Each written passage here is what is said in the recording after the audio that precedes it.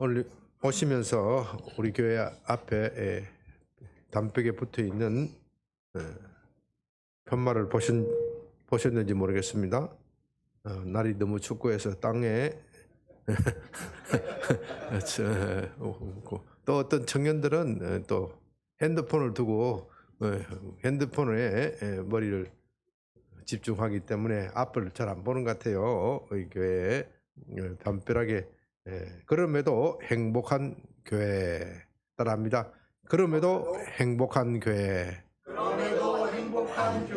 그렇게 한번 나가시면서 확인 못하신 분은 그 편말을 확인하시기 바랍니다. 이 표에는 많은 의미가 있습니다. 첫째로 우리 예수 믿는 사람은 행복해야 합니다. 만일 우리가 행복하지 않는다면 믿지 않는 사람들이 우리의 신앙에 대하여 관심을 가질 이유가 어디 있습니까? 자기나 우리랑 똑같아 하면 어떻게 기독교 신앙에 대해서 흥미를 가질 수 있겠습니까? 우리가 예수를 믿고 나야 정말로 행복해야 사람들이, 믿지 않는 사람들이 우리 안에 있는 소망에 관한 이유를 물을 것입니다. 그러므로 여러분들이 믿지 않는 가족, 믿지 않는 친구들에게 복음을 전하고 싶다면 먼저 여러분들이 행복해야 합니다. 여러분들 행복하십니까? 행복은 믿는 사람이나 믿지 않는 사람이나 이 세상 모두가 다 추구하는 것입니다. 이 세상에 불행해지기를 바라는 그런 사람이 어디 있겠습니까? 그런 사람이 있다면 그건 정신이 나간 사람일 것입니다. 그런데 사람들은 행복하면 먼저 떠올리는 것이 행복할 수 있는 조건이 있어야 한다. 행복의 조건을 먼저 떠올립니다. 예를 들면 돈이나 권력이 있으면, 내가 저것이 있으면, 내가 명예가 있으면, 내가 다른 사람들이 나를 알아주었으면 행복할 것이다. 또 결혼을 앞둔 젊은이들은 예쁜 배우자, 돈 많은 배우자, 능력 있는 배우자, 실력 있는 배우자를 만나면 행복한 가정을 이루고 행복해질 것이라고 생각합니다. 그러나 예수 믿는 사람들의 행복은 그런 것이 아니지요. 믿지 않는 사람들은 행복의 조건을 갖추어야 행복하지만 우리는 그런 것이 없어도 행복합니다. 없어도 행복하다는 것을 다른 말로 하면 오늘 편말 그럼에도 행복하다 하는 것입니다. 인간적으로 보면 도무지 행복할 수 없는 가운데서도 행복하는 것이 진짜 행복입니다. 세상에 어떻게 이런 일이 가능하겠습니까? 그러나 믿으면 가능한 겁니다. 신앙의 힘은 위대합니다. 오늘은 추수감사절입니다. 오늘 감사주일에 먼저 행복에 대해서 말하는 것은 우리가 행복한 사람이 되어야 진정한 감사를 할 수 있다는 겁니다. 불행한 사람은 감사할 수 없습니다. 마음에 우울증이 걸려 답답한 사람, 죽고 싶은 충동에 자살 충동을 일으키는 사람이 어떻게 감사할 수 있겠습니까? 입에 불평불만이 쏟아지는 사람도 감사할 수 없습니다. 그러나 내 마음에 진정으로 만족스럽고 행복하면 감사는 저절로 나오는 겁니다. 억지로 하지 않아도 자연스럽게 나오게 되어 있습니다. 그래서 감사는 행복한 사람이 하는 겁니다. 물론 우리는 어려울 때도 감사해야 한다는 것을 배웠습니다. 고난의 시기에는 더욱더 감사해야 하지요. 그러나 여러분들이 구별해야 될 것은 어렵고 고난의 시기라고 하더라도 불행한 것은 아니라고 합니다. 아니라는 겁니다. 고난의 시기에도 행복을 찾을 수 있습니다. 왜냐하면 어렵고 고난스러운 그것이 바로 불행하다 그렇게 말할 수는 없기 때문입니다. 그러나 불행한 사람은 감사하지 못합니다. 절대로 감사할 수 없습니다. 형식적으로는 감사할 수 있지만 마음에 불행으로 가득 차 있는 사람은 감사할 수 없습니다. 그러므로 여러분은 감사하기에 앞서서 행복한 사람이 되어야 합니다. 우리가 불행해지는 이유는 죄 때문입니다. 이것은 세상이 가르치지 않는 기독교만이 가르치는 독특한 진리입니다. 기독교가 세상 사람들과 다른 관점이 있다면 죄로 인하여 우리는 불행해졌다. 그것을 말한다는 것입니다. 세상은 필요한 것이 있으면, 내가 원하는 것이 있으면 행복할 것이다. 내가 원하는 것이 없기 때문에 불행하다고 말합니다. 그러나 기독교는 우리가 죄를 지었기 때문에 불행하다고 말합니다. 죄를 지었기 때문에 죄의 감옥에 갇혀 있고 감옥에 갇혀 있는 사람은 절대로 행복할 수 없습니다. 물론 저도 교도소장을 오래 했기 때문에 감옥 안에서도 교도소 안에서도 행복을 찾는 사람이 있죠. 그러나 그것은 언제까지나 제한적이고 궁극적이 되지 못합니다. 궁극적인 행복은 그 감옥에서 나와야 행복할 수 있는 것이지요. 하나님이 우리를 처음 창조하셨을 때는 참으로 행복했습니다. 그러나 죄가 이 땅에 들어왔고 그 이후에 인간의 삶은 비참해졌습니다. 우리의 심성이 왜곡되었기 때문에 늘 자기 중심으로 생각하기 때문에 우리는 행복을 찾지 못합니다. 우리가 이것을 모르고서는 아무리 행복을 찾으려고 추구하여도 행복은 마치 행복의 파랑새처럼 우리 손에 닿을 것 같지만 또 멀리 가버립니다. 인생의 궁극적인 이 문제, 죄의 문제가 해결해야 참된 행복이 옵니다. 예수님은 우리의 죄를 씻기시고 우리를 다시 회복시키고 마침내 행복하게 만들어 주십니다. 그래서 예수 믿는 사람은 행복하고 예수 믿는 우리의 교회는 참으로 행복이 가득한 곳입니다. 이렇게 말하면 당장 의문을 제기할 것입니다. 실제로 교회는 그렇지 않지요. 교회 안에는 여전히 분쟁과 시기와 질투가 있고 싸우는 것이 있고 때로는 그 싸우는 것이 너무 격렬해져서 세상 사람들도 보기에도 교회가 어떻게 저럴 수 있나 해를 찰 때가 있습니다. 그러나 교회는 죄인들이 모이는 것이기 때문에 그렇습니다. 여러분 이것을 잘 구분해야 됩니다. 교회는 의인이 모이는 것이 아닙니다. 주님께서 말씀하시기를 내가 죄인을 부르러 왔노라. 죄인이 모여 있기 때문에 교회는 늘 시끄럽고 분쟁스럽고 그런 겁니다. 그러니까 이 교회에 너무 사랑이 없어 이런 소리를 하면 안 돼요. 교회는 사랑이 없는 사람이 와서 사랑 많은 사람으로 변화되어지는 그런 것이 교회입니다. 그래서 우리가 젊었을 때는 교회를 목욕탕으로 비유하였습니다. 요즘 사람들은 모욕을 매일과 같이 샤워를 매일과 같이 하지요. 네, 매일같이 샤워 안 하는 분은 거의 없을 겁니다. 그러나 저희가 어렸을 때는 매일 샤워한다는 거 이건 상상도 못한 겁니다. 일주일에 지난주에 모욕 갔는데 오늘 또 모욕한다 하면 이거 이상한 사람이에요. 이거 이상한 사람이에요. 굉장히 잘 사는 집안이거나 이상한 집안이에요. 아니 지난주에 모욕 갔는데 어떻게 또 오늘 또 모욕 갈 수 있냐. 모욕은 한 달에 한 번 잘하면 그런 거예요. 잘하면 그런 것이고 보통은 분기에 한 번 분기에 한 번 하면 잘하는 거예요. 두세 달에 한 번 하면 잘하는 거예요. 또 어떤 사람은 그것도 안 되면 1년에 한 번. 그러니까 때가 얼마나 두닥두닥 긁었어요. 그러니까 목욕탕은 때백기로 가는데 때백기로 가. 요즘은 때백기로 가라고 목욕 가는 사람이 없어요. 목욕탕은 그냥 안에 가면 탕이 뜨끈하니까 뜨끈한 맛에 가는 것이지 완전히 지금과 문화가 달라졌어요. 요즘 문화로 굳이 말한다면은 체육관, 뭐라 그러죠? 실내 체육관, 헬스장에 가면은 몸매 쭉쭉 빵빵한 사람만 오는 게 아니에요. 그런 사람 별로 없어요. 특히 저희 집 아파트 안에 있는 헬스장은 어르신들이 많이 살기 때문에 허리 꾸중한 사람들도 오고 배도 저같이 툭 튀어나온 사람들도 오고 별로 몸매 좋은 사람 별로 없어요. 없지만 저희가 헬스장에 아파트에 오래 산 지가 벌써 5년 6년째 돼 보니까 어떤 분은 정말로 저래가 노인네가 오래같이 살겠나. 그런데 하루가 매일 같이 운동하러 나오는 노인네가 있어요. 또 모르죠? 어떤 부인은 배에 통돌이 돌리는 거 있잖아요. 덜덜덜덜 돌려요. 뚱뚱한 분인데 그 몇 년 지나면 슬림해져 있어요. 얼굴도 빛이 나요. 그렇게 헬스장을 매일 오시는 분은 얼굴이 빛이 나고 행복을 찾는 겁니다. 그런데 헬스장에 갔더니 저 뚱뚱한 놈이 있고 저 몸매도 시원찮은 인간도 있고 할아버지도 있고 할머니도 있고 기분이 나빠서 안 간다 그러면은 어떻게 돼요? 헬스장은 완벽한 몸매를 갖춘 사람이 오는 것이 아니고 모든 것이 시원찮기 때문에 오는 거예요. 여러분들이 교회에 오는 이유를 분명히 해야 됩니다. 내가 죄인이기 때문에 오는 것이지 의인이 모인 것이 아니에요. 그래서 교회는 늘 시끄럽고 복잡하게 되어 있습니다.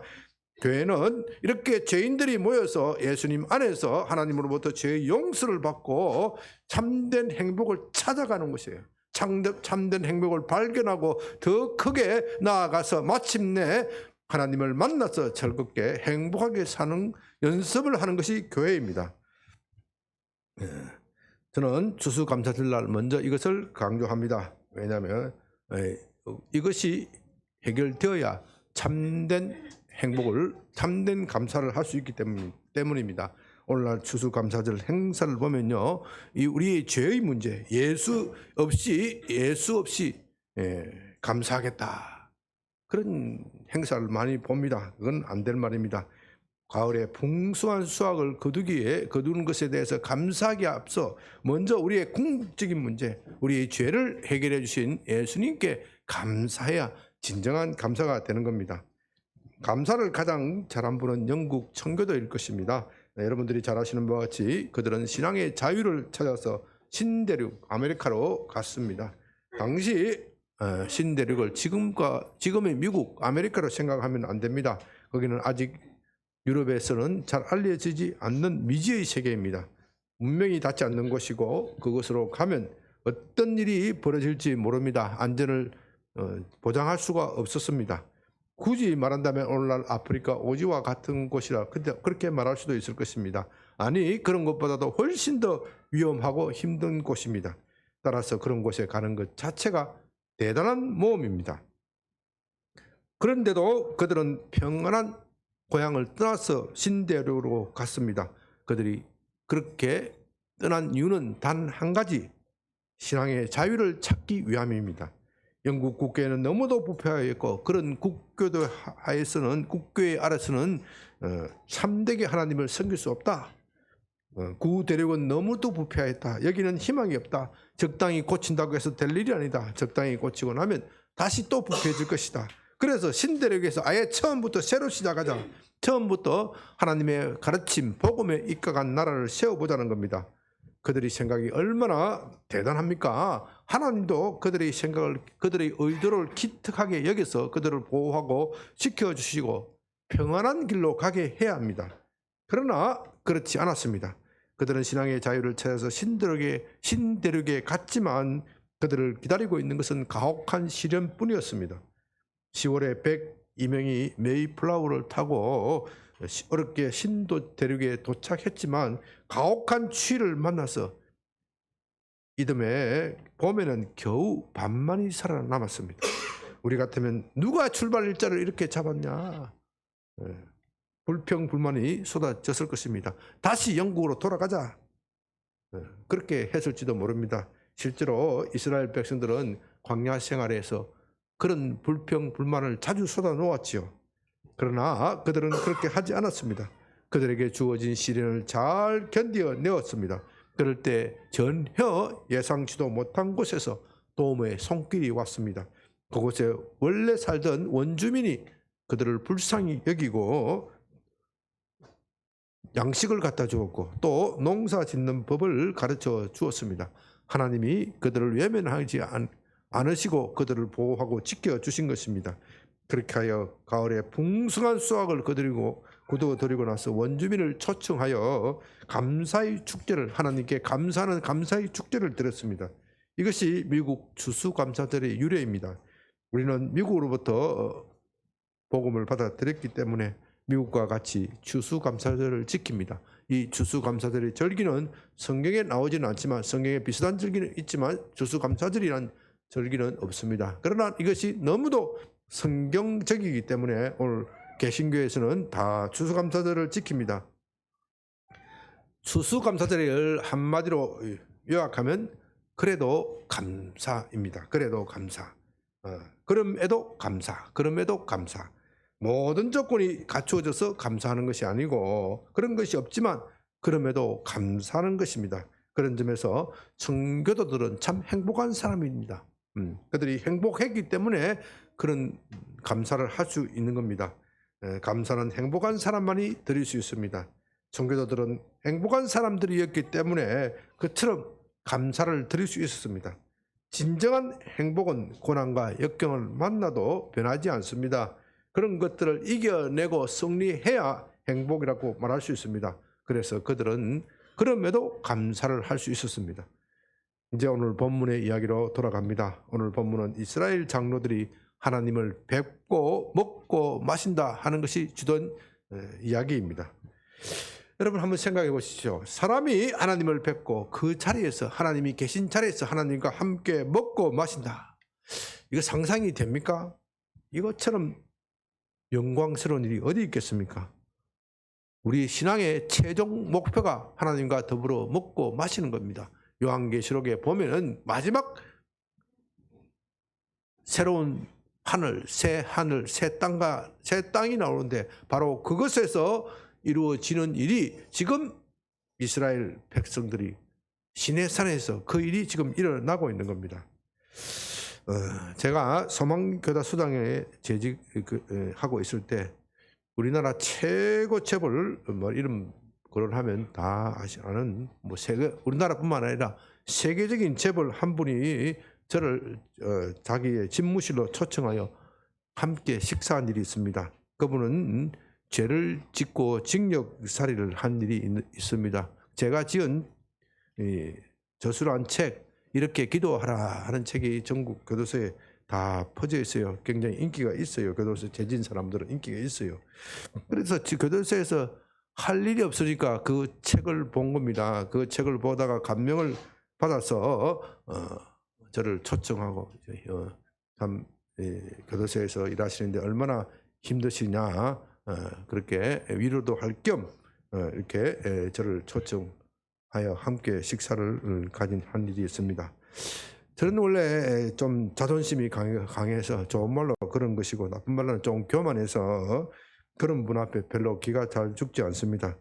뭐 이런 자리 베푼다고 해서 내가 구신 그릴 줄 아느냐 좀 어깨 쫙 펴고 그렇게 하지요. 그런데 솔직히 말씀드리면요, 저는 늘 그 일을 다른 사람에게 자랑하고 싶어 못 견뎌합니다. 노골적으로 말하면 체면이 구기니까 은근히 말하면서 내가 이런 사람이다 그렇게 과시하기를 좋아합니다. 오늘도 은근히 그렇게 이야기하잖아요. 은근히 이렇게 말하기를 좋아합니다. 이렇게 이 대단한 재벌의 초청을 받고서도 자랑하고 싶어서 입이 건질건질하지요. 아마도 대통령의 초청을 받아서 그런 자리에 있었다면 어떻게 되겠습니까? 동네방네 흔히 하는 말로 자랑했을 겁니다. 그런데 우리가 전능하신 하나님의 초청을 받아서 그 하나님을 뵙고 그 자리에서 하나님과 함께 더불어 먹고 마신다면 얼마나 자랑스럽겠습니까? 이건 정말 상상이 안 됩니다. 여러분은 이 장면을 머릿속에 상상할 수 있겠습니까?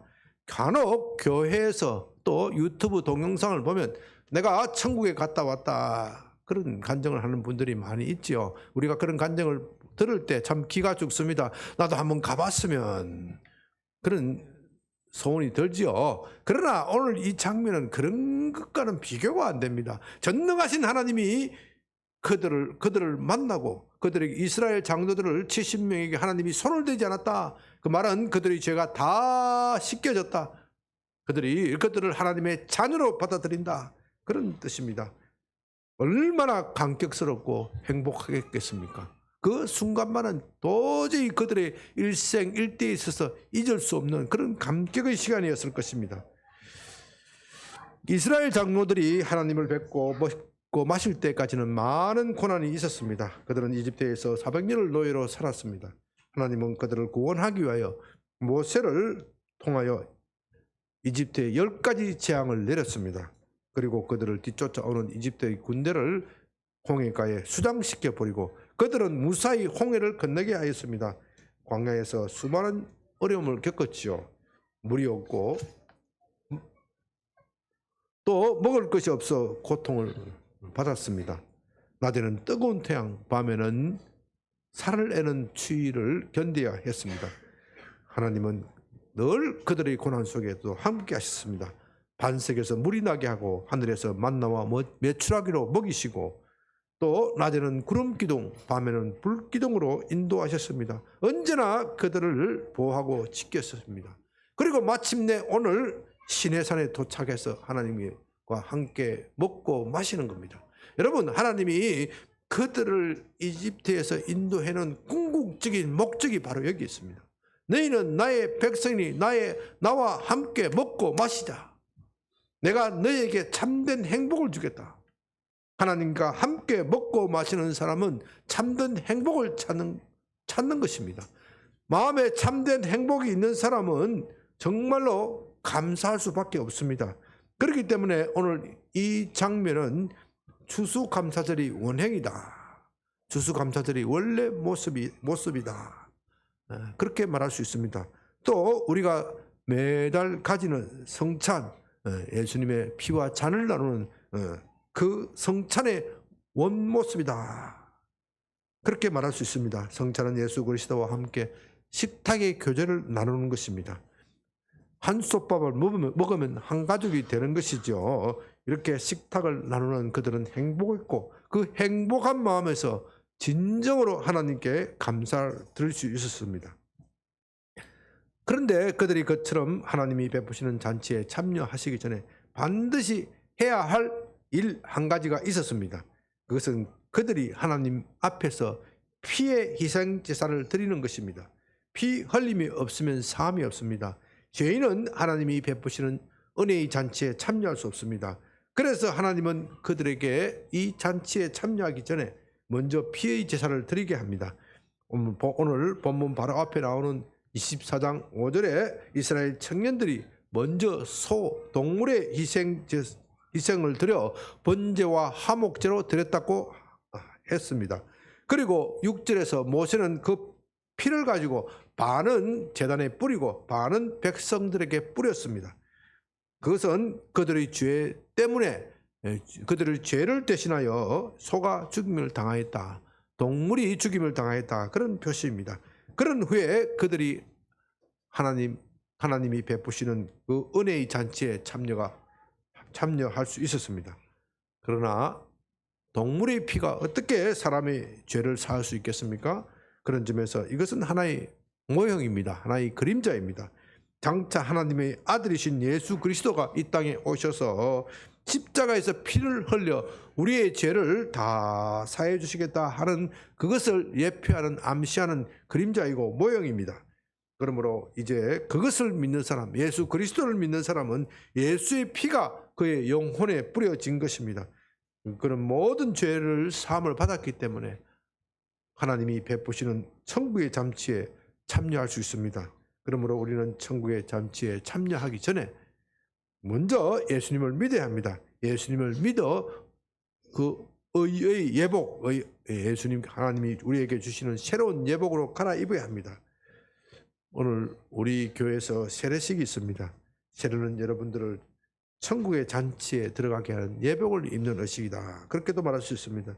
세례받는 여러분에게는 천국 잔치에 참여가 허락이 되었습니다. 천국은 아무나 가는 것이 아니에요. 이스라엘 장로들이 시내산에서 베푼 하나님의 잔치에 참여하기 위해서는 먼저 피를 뿌려야 합니다. 그것은 모형이고 그림자라고 말씀드렸습니다. 그 원형은 예수의 피를 뿌리는 겁니다. 천국은 오직 그 심령에 예수의 피를 뿌린 자들만 가는 겁니다. 우리가 어떻게 예수의 피를 뿌립니까? 2000년 전에 돌아가신 그 예수의 피를 어떻게 우리가 다시 뿌립니까? 그건 실제적인 피를 말하는 것이 아니지요. 예수님의 죽음이 곧 나의 죽음이다. 내가 죽어야 할 그 죄를 예수님이 대신 지신 것이다. 그것을 믿는 믿음을 가지고 피를 뿌린다고 말하는 겁니다. 그것을 믿는 사람은 예수의 피로 의로워지는 것이고 죽은 양심이 다시 살아나서 하나님을 뵙는 것입니다. 저는 오늘 추수감사절날 이것을 먼저 강조하고 싶습니다. 오늘날 추수감사절에는 많은 행사가 있지만 우리 교회는 규모가 적고 아직 성도 수가 많지 않기 때문에 정말 멋진 행사는 하지 못합니다. 그러나 큰 교회 가면 참 많은 행사를 하고 참 감탄할 만한 그런 공연도 합니다. 그러나 예수의 피가 생략되면 그 감사는 아무 소용이 없습니다. 그렇게 되면 참된 감사가 아닙니다. 참된 감사는 예수님을 통해야 하는 겁니다. 우리의 기도든 감사든 반드시 예수님을 통해야 하나님께 상달이 되는 겁니다. 예수님은 천국 잔치에 참여하려면 예복을 입어야 한다. 그렇게 말씀하셨습니다. 예복을 입지 않으면 쫓겨나는 겁니다. 그 예복이 곧 예수의 피입니다. 이렇게 천국 잔치를 맛본 사람만이 참된 감사를 할 수 있습니다. 왜냐하면 그 사람만이 참된 행복을 가지기 때문입니다. 물론 우리는 지상에 살고 있기 때문에 아직 그 천국 잔치에 완전히 참여할 수는 없습니다. 그것은 아직도 먼 훗날에 이루어질 것입니다. 그러나 하나님은 그것을 우리에게 보여주시면서 우리로 그리로 오라, 신의 산으로 올라오라고 말씀하십니다. 우리는 그것을 바라보면서 오늘의 삶을 살아가는 겁니다. 그래서 오늘의 삶이 힘들고 구차하고 비참하더라도 그것을 바라보면서 나아가는 겁니다. 오늘 본문에서 천국을 맛본 이스라엘 백성들은 그것으로 모든 것이 끝나는 것이 아닙니다. 이스라엘 장로들은 하나님을 뵙고 먹고 마셨다고 해서 그들의 삶이, 지상의 삶이 모든 것이 끝나는 것이 아닙니다. 그들은 다시 지상으로 내려가서 이스라엘 백성들을 가나안 땅으로 인도하여 마침내 가나안을 정복해야 합니다. 그러므로 그들의 앞에는 엄청난 일이 기다리고 있습니다. 그 엄청난 일을 기다리고 있을 때 그것이 쉬운 일이 아니고 고난스럽고 힘들고 정말 어떤 때는 목숨도 내어야 합니다. 그러나 그들은 내가 신의 산에서 하나님을 뵙고 먹고 마셨다, 그 경험이 있기 때문에 언젠가는 하나님께서 영원한 잔치에 나를 초대해서 부르실 것이다, 그것을 믿기 때문에 현실의 삶을 견디는 겁니다. 그래서 그들은 고난이 와도 행복하고 행복하기 때문에 그럼에도 감사를 하는 겁니다. 이제 말씀을 마칩니다. 추수감사절은 감사를 생각하는 절기입니다. 여러분들은 늘 감사하고 있습니까? 여러분들은 늘 감사하고 있습니까? 아멘. 예. 사실 이 세상에 살면 때로는 불평불만하게 되어 있지요. 그건 여러분만 그런 것이 아니고 저도 마찬가지입니다. 그러나 그럴 때마다 주님께서 제게 베풀어 주신 과거의 은혜를 기억합니다. 제게도 이스라엘 장로 70인들이 경험한 70인들이 경험한 그 시내산에서의 하나님의 잔치 경험이 있습니다. 물론 제가 하나님을 직접 뵙고 먹고 마셨다는 것은 아닙니다. 그러나 하나님께서 제게 주신 아주 은혜가 있습니다. 너는 내 아들이다. 그 은혜의 징표가 제 속에 있습니다. 그 은혜의 징표가 저는 세례를 받을 때 확신하였고 그 은혜의 힘으로 살아가는 겁니다. 그렇기 때문에 역경을 만났을 때 그 은혜를 다시 떠올립니다. 최근에는 사람들이 보기에는 제가 평안한 삶을 사는 것이다 그렇게 생각하지만 그렇지 않습니다. 저도 힘들고 어려울 때가 많았습니다. 최근에도 억울하게 모함당하여 직장에서 쫓겨나고 또 형사재판까지 받았습니다. 그럴 때 정말 입에 불평과 불만이 쏟아졌지요. 하나님 어떻게 이럴 수 있습니까? 내가 하나님을 일을 하는데 왜 사탄이 저렇게 방해하도록 내버려 두는 겁니까? 불평 불만이 쏟아지지요. 여러분 앞에서 그런 모습을 보이지 않기 위해서 얼마나 용을 쓰고 애를 썼는지 모릅니다. 아침 기도 시간에 기도하게 하고 저는 방 안에 들어가서 그냥 입을 뒤집어 쓰고 몇 달을 그렇게 지낸 적도 있습니다. 이를 부덕부덕하는 거죠. 하나님 이럴 수 있습니까? 씩씩 떼드는 거 여러분한테 안 비우려고 지금 그렇게 한 거예요. 그럴 때 하나님이 제게 베푸신 과거를 생각하는 겁니다. 저의 신의 산을 기억하는 겁니다. 하나님 그때 나와 먹고 마셨지. 먹고 마신 것이 환영이 아니야. 분명한 사실이야. 그렇다면 오늘 내가 고난받는 것 반드시 뜻이 있어. 반드시 뜻이 있어. 하나님이 힘이 없어 이렇게 하시는 것이 아니야. 나를 연단시키고 훈련시켜서 마침내 더 크게 서기 위함이야. 이런 확신이 내 마음속에 점점 들게 되고 이 확신이 내 속에 있는 불안과 초조, 긴장을 쫓아내버리고 마침내 나를 행복한 사람들로 회복시키는 겁니다. 이게 신앙의 힘입니다. 이렇게 행복해지면 어떻게 돼요? 감사할 수 있습니다. 그러니까 여러분들이 고난을 만나고 억울한 사람 만났을 때 너무 억지로 감사하는 소리 하지 마세요. 그 억지로 감사하라 하면 하면 그 사람 시험 들어. 그 사람을 먼저 행복하게 만들어야 돼. 행복하게. 당신은 버림받은 것이 아니야. 버림받은 것이 아니야. 하나님이 뜻이 있어서 고난을 당하는 것이야. 오늘 우리 입교식이 있는데 이 박성국 집사님 얼마나 마음이 초조했겠습니까? 그놈의 자식 그 아들이 말을 안 들어. 입교를 했으면 좋겠는데 이놈의 자식이 게임에 빠져가지고 이야기해도 되지? 다 아니까. 다 이야기. 이놈의 자식은 몇 가지를 거꾸로도 오고 싶어, 잡고 싶어. 뜻대로 안 돼. 인간 뜻대로 안 돼. 인간 뜻대로 안 돼. 내 믿음이 적어서 그런 게 아니에요. 내 믿음이 적어서 박 집사 믿음이 적어서 그렇게 하면 안 돼, 여러분. 그것은 하나님께서 우리 박 집사님을 훈련시키고 연단시켜서 마침내 의의 병기 하나님의 무기로 서기 위함입니다. 여러분들이 당하는 고난이 그런 것이기 때문에 여러분들은 고난 속에서도 절대 기죽지 말고 하나님께서 나를 풀무불에 집어넣어서 연단시킨다. 내가 그 풀무불에서 나올 때는 점검과 같이 연단되어 나오리라. 검도 순도 99.9%는 돼야 좋은 장식에 쓰이는 것이지 검 조금 섞이고 뭐 불순물이 섞여서 이건 별로 가치가 없는 겁니다. 여러분 추수감사절 때 먼저 이것을 생각해야 됩니다. 하나님과 나와의 관계가 똑바로 되어야 우리가 참된 감사를 할 수 있습니다. 하나님과 나와의 관계가 똑바로 되지 못하고 감사 해봐야 별로 의미가 없습니다. 왜냐하면 세상의 감사를 말하는 것은 세상은 있어야 감사하고 세상은 무슨 조건이 있어야 감사하고 내가 사업에 성공해야 감사하고 내가 직장에서 출세해야 감사하고 그러나 그런 것들은 다 끝날 때가 있습니다. 그런 것들은 다 바람과 같습니다. 세상의 영화는 풀의 꽃과도 같습니다. 풀의 꽃, 또 마른 바람이 불면 다 시드는 겁니다. 그러나 신앙의 기쁨은 영원한 것입니다. 그 영원한 기쁨이 있기 때문에 우리가 고난 속에서도 감사할 수 있는 겁니다. 여러분 오늘 추수감사절 2023년 추수감사절을 맞이해서 이런 신앙의 기쁨으로 가득 차서 행복으로 가득 차서 진정한 감사를 드리는 여러분이 되시길 바랍니다. 아멘. 아버지 하나님 감사합니다. 우리의 고난 속에서도 함께 하시는 주님 감사합니다.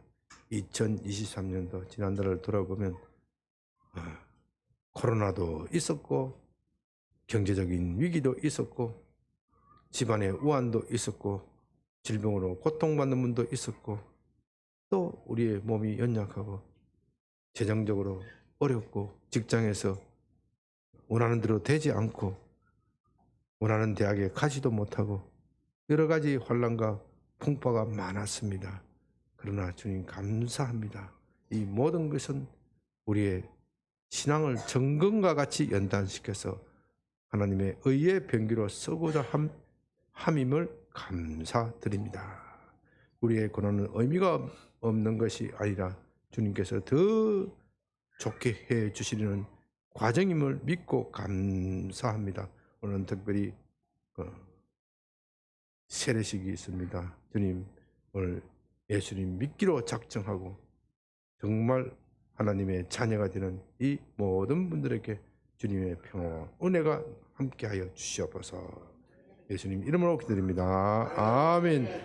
네.